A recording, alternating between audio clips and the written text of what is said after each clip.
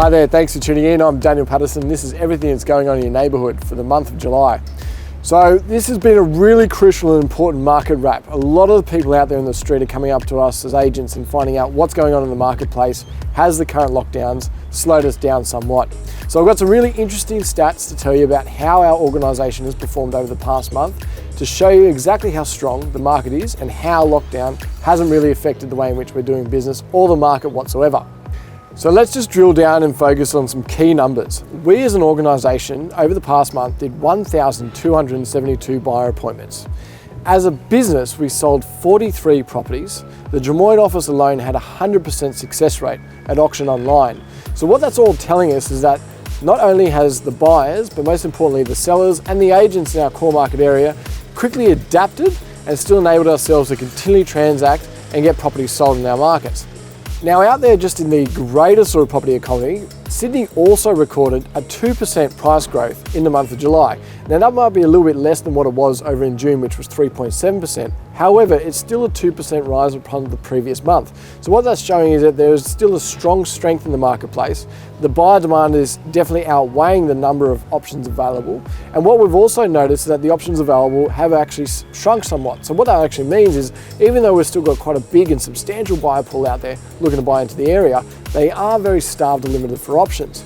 Now what that is also helping us see and also achieve is that there's a number of properties actually go to market, actually be sold online and sold for new or record prices in the area. And we'll talk about that in a minute. All right, so let's drill down and have a look at how our core markets performed in July. Now, first of all, I want to talk about Des Moines. Now, in 2021, normally we have seen every month somewhere between 15 to 20 sales. However, in July, with the current restrictions and lockdown, we saw 25 properties transact. Now, the highest sale price in Des Moines was actually number 63 Alexandra Street, which was a home quite substantial with rear lane access, parking and garaging and also a pool. And it sold via an online auction. We actually got called forward because we had so much interest for just under $7 million. Now, what was really interesting is that a lot of the buyers were actually locally based, but the three most competitive buyers actually came from Rozelle and Littlefield. All right, so now just focus our attention towards 2046. Now 2046 is normally seeing anywhere between 25 and 30 sales in a month for 2021. What we saw with the current restrictions is 32 properties trade.